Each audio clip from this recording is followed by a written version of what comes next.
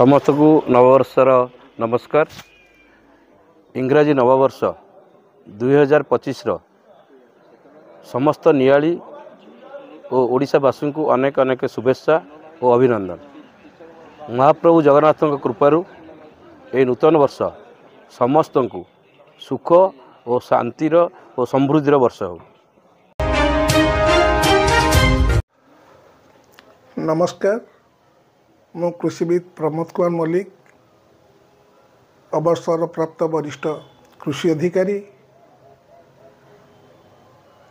2024 मसीहा जो अदिनिया वर्ष रे मो अंचलर चाषी भाई भौणी मानकर जो क्षयक्षति होईची ता वास्तविक पूर्ण करने अति कष्टदायक एवं दुखदायक। तेणु मो प्रभु जगन्नाथ मार्ग प्रार्थना करुछि से माने किपरि से दुर्दिन उद्धार हेबे। सेथिपाई ये जो सरकार अच्छी अनुरोध करुछि चाषी भाई मानकर को किपरि उपयुक्त क्षतिपूरण दि जाऊ एवं एफएक्यू मान परिवर्तन कर समस्त फसल किणा जाऊ। ता संगे संगे 2025 मसीह मोर से अंचलर प्रत्येक गुरुजन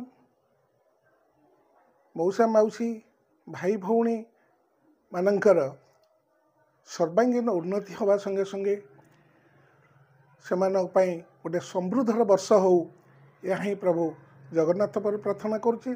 ता संगे संगे चाषी भाई मानकर जो क्षति 24 मसीह होता ता 25 वर्ष कि पुनर्वृत्ति न हो एवं मो अंचल रे सुनार फसल फुड़ी परि उठू या ही प्रभु जगत मोर प्रार्थना एवं सर्वशेष एतिकी अनुरोध करी जगन्नाथ पर प्रार्थना करुच्ची मो अंचल रे समस्तंकर सुखमय समृद्धमय शांतिमय हो आ छात्र छात्री मानकर शिक्षार व्यापक उन्नति हो एवं जो माने बेकारी समस्या मो अंचल कि युवक युवती मान पाखे से उन्नति हो या ही प्रभु जगन्नाथ प्रार्थना कर रहुछि।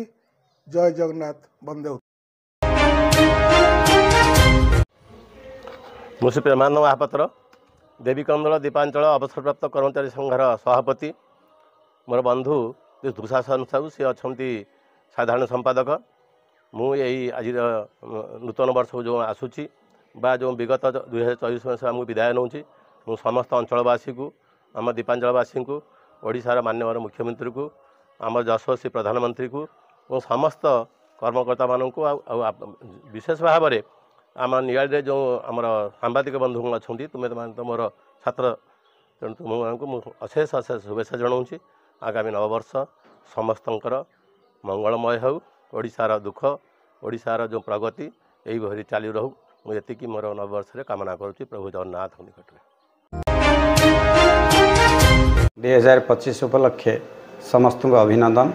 आम देवीकंदल नित्यानंद महाविद्यालयर समस्त अध्यापक अध्यापिका कर्मचारी मानक तरफरु मो आम कॉलेजर समस्त पिला मानकु ए अंचलर जनसाधारण को गुरुजन मानकु नूतन वर्षर अभिनंदन जनाऊँगी। प्रभु जगन्नाथ पाखे एति प्रार्थना करुच्ची जे नूतन वर्ष समस्त सुख शांति और समृद्धिर वर्ष हो। धन्यवाद। नमस्कार, नूतन वर्षर अभिनंदन 2025 एवं ये अंचल समस्त जनसाधारण मंगल कामना करी मोर जगन्नाथ पाखे निवेदन करुच्ची एवं नियाली निर्वाचन मंडल समस्त भाई भौणी गुरुजन एवं वयोज्येष्ठ लोक मान मोर व्यक्ति मान मोर नमस्कार एवं ये अंचलर सर्वांगीन उन्नति कामना करुच्ची आसंता नुआ वर्ष 2025।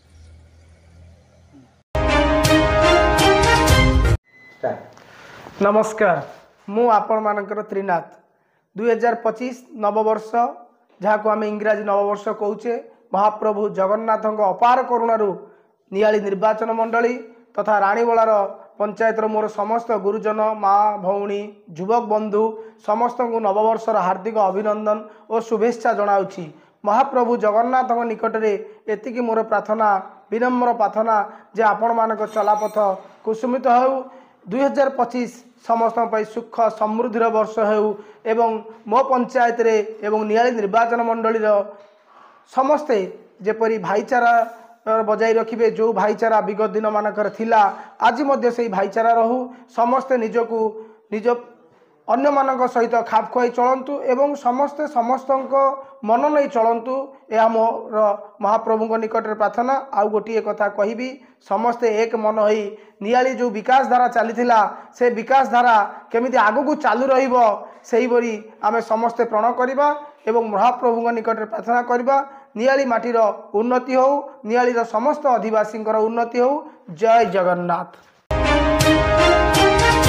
नमस्कार 2025 नूतन वर्ष पाई नियाली निर्वाचन मंडलीर समस्त जनसाधारण भाई और भौणी मानक मोर अभिनंदन और शुभेच्छा। ये नूतन वर्ष रे मु जगतरनाथ जगन्नाथ प्रार्थना करुच्ची मो नियाली निर्वाचन मंडलीर समस्त जनसाधारण को सुस्थ समृद्धि एवं विकास धारा रे आगे नियंतु एवं समस्ते शांति रे एक शांति वातावरण रे निर्वाचन मंडली चालू एवं तत्सहित मोर नियाली ब्लॉक 23टी पंचायत समस्त जनसाधारण को मोर आंतरिक शुभेच्छा। तत्सहित भारतर यशस्वी प्रधानमंत्री श्रीजुक्त नरेंद्र मोदी एवं ओडिशार मुख्यमंत्री श्रीजुक्त मोहन चरण माझी एवं आमर प्रिय विधायक छवि मल्लिक मोर शुभेच्छा एवं आमर जगतसिंहपुर लोकसभा सांसद डॉक्टर विभूर सुधा तराई की मोर विशेष अभिनंदन और शुभेच्छा। नमस्कार मुझे अंजन कुमार लेंका युव समाजसेवी जुआंग नियाली नूतन वर्षर समस्त ओडिशावासी और नियाली निर्वाचन मंडलवासी को मोर शुभेच्छा शुभकामना एवं अभिनंदन।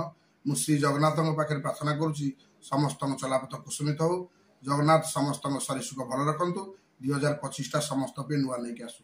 जय जगन्नाथ। नमस्कार दीप्तिरंजन नायक समाजसेवी पहुंगा ग्राम पंचायत इंग्राजी नववर्ष 2025 ओडिशार अगणित गुरुजन एवं मौसा मौसी युवक साथी मानक हार्दिक अभिनंदन शुभेच्छा शुभकामना। मु प्रभु जगन्नाथ मोर प्रार्थना करुच्ची समस्त जनसाधारण चलापथ कुसुमित हो जो दीर्घायु हूँ एवं प्रभु जगन्नाथ समस्त को सुस्थ निरोग एवं निरामय रखंतु मु प्रभु एति प्रार्थना। जय जगन्नाथ। समस्त को मोर नमस्कार मु कविता महापात्र सरपंच सिठाल ग्राम पंचायत मु वार्ता देवाक चाहूँगी जे आगामी 2025 मसीहा इंग्राजी नूतन वर्ष सिठाल ग्राम पंचायत तथा नियाली निर्वाचन मंडलीर समस्त जनसाधारण सुख शांति और समृद्धिर वर्ष हो। माँ सारला निकट में प्रार्थना एवं प्रभु जगन्नाथ निकट में प्रार्थना करुच्ची समस्ते सुस्थ और सुखर रुहंतु समस्त ए वर्षटी सुख शांति और समृद्धिर वर्ष हो। समस्त को माने विश्वर अगणित जनता को मोर नववर्षर शुभेच्छा।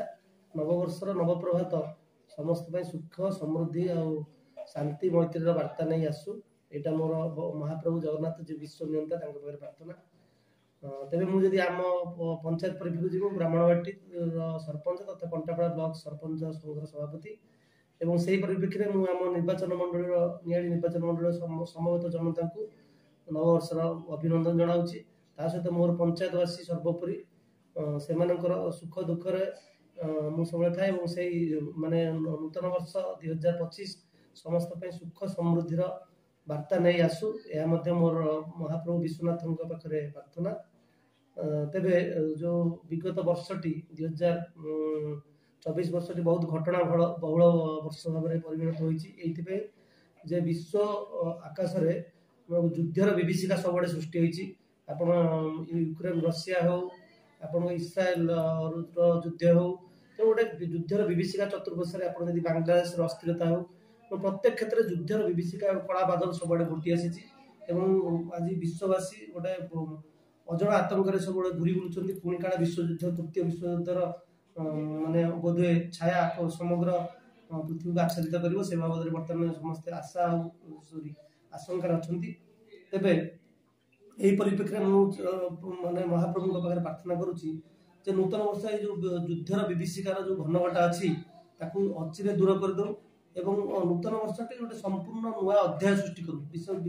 ବିଶେଷ କରି ମୁଁ ଯଦି ଭାରତ ପରିପ୍ରେକ୍ଷୀରେ କହିବି, ଭାରତ ଏଇ ଆମର ଗୋଟେ ଭାରତର ଯେଉଁ ଗୋଟେ ବିଶ୍ୱକର୍ମା ଯିଏକି ଆଧୁନିକ ଭାରତର ବିଶ୍ୱକର୍ମା ଯିଏକି ଅର୍ଥନୀତିର ଜଣେ ବିଶାରଦ ଅର୍ଥଶାସ୍ତ୍ର ହରେଇଛି।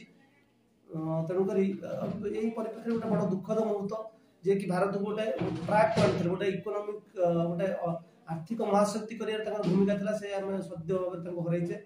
ତେଣୁକରି ସେଇଭଳି ଏକ ମହାମନୀଷୀ ଆମଠାରୁ ଅପସରି ଯାଇଛନ୍ତି, କିନ୍ତୁ ତାଙ୍କର ଆବର୍ତ୍ତମାନରେ ଭାରତ ବର୍ତ୍ତମାନ ଗୋଟିଏ ବିଶ୍ୱ ଗୁରୁ ହେବାକୁ ଯାଉଛି।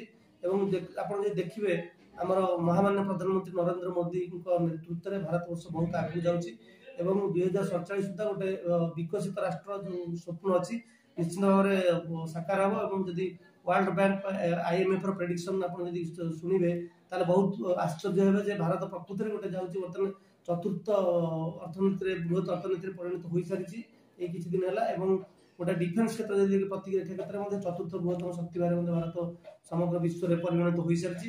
ଏବଂ ଆଗାମୀ ଯେଉଁ ଚ୍ୟାଲେଞ୍ଜ ଅଛି ସେ ଚ୍ୟାଲେଞ୍ଜକୁ ମୁଁ ଭାବୁଛି ଆମର ମହାମାନ୍ୟ ପ୍ରଧାନମନ୍ତ୍ରୀ, ଆମର ମୁଖ୍ୟମନ୍ତ୍ରୀ ଓଡ଼ିଶା ଏବଂ ଆମର ଯେଉଁ ବିଧାୟକ ଅଛନ୍ତି ସେଇ ପରିପ୍ରେକ୍ଷୀରେ ଆମର ଛୋଟ ଭାଇ ଅଛନ୍ତି, ସେଇ ପରିପ୍ରେକ୍ଷୀରେ ଆମର ବିଧାନସଭା ଠାରୁ ଆରମ୍ଭ କରି ରାଜ୍ୟ ଠାରୁ ଆରମ୍ଭ କରି ଦେଶ ପର୍ଯ୍ୟନ୍ତ ସର୍ବୋପରି ସବୁଆଡ଼େ ମାନେ ଗୋଟେ ବିକଶିତ ହେବ ମୁଁ ଚାହୁଁଛି।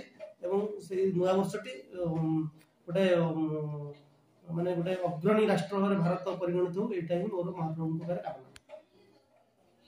ନୂତନ ବର୍ଷ 2025 ପରିପ୍ରେକ୍ଷୀରେ ମୁଁ ଏହା କହିବି ଯେ ଆମ ନିଆଳି ନିର୍ବାଚନ ମଣ୍ଡଳୀ ଆମର ଯେଉଁ ବିଧାୟକ ମାନ୍ୟବର ବିଧାୟକ ଅଛନ୍ତି ଛୋଟ ଭାଇଙ୍କ ନେତୃତ୍ୱରେ ଏକ ଅଗ୍ରଣୀ ନିର୍ବାଚନ ମଣ୍ଡଳୀ ବ୍ୟବସ୍ଥାରେ ସମଗ୍ର ଭାରତବର୍ଷରେ ପରିଗଣିତ ହେଉ। ଏଥିସହିତ ଆମର ଓଡ଼ିଶା ଯିଏକି ଗୋଟେ ଅଗ୍ରଗତି କ୍ଷେତ୍ରରେ ଆଗଉଛି, ଆମର ମହାମାନ୍ୟ ମୁଖ୍ୟମନ୍ତ୍ରୀ ମୋହନ ମାଝୀଙ୍କ ନେତୃତ୍ୱରେ ଓଡ଼ିଶା ଗୋଟେ ମାନେ ଇଣ୍ଡିଆରେ ଗୋଟେ ଅଦ୍ୱିତୀୟ ରାଜ୍ୟ ହେଇପାରୁ ଏବଂ ସର୍ବୋପରି ଆମର ମହାମାନ୍ୟ ପ୍ରଧାନମନ୍ତ୍ରୀ ମାନେ ସମସ୍ତଙ୍କର ପ୍ରିୟ ପ୍ରଧାନମନ୍ତ୍ରୀ ନରେନ୍ଦ୍ର ମୋଦିଙ୍କ ନେତୃତ୍ୱରେ ବିଶ୍ୱର 1 ନମ୍ବର ରାଷ୍ଟ୍ର ଭାବରେ ପରିଗଣିତ ହେଉ, ଏହା ହିଁ ମୋର ମହାପ୍ରଭୁ ଜଗନ୍ନାଥଙ୍କ ପାଖରେ ପ୍ରାର୍ଥନା। नमस्कार, म तालबस्त सरपंच ज्योतिर्मयी साहू नूतन वर्ष अनेक अनेक अभिनंदन जनाऊँगी मो ओडावासी और बांकीवासी और मो तालबस्त ग्राम पंचायतर ग्रामवासी वृंद मानी एतिक महाप्रभु श्री जगन्नाथ पाखे प्रार्थना करुँच आपण जीवन सुखमय और समृद्धि भरी हो।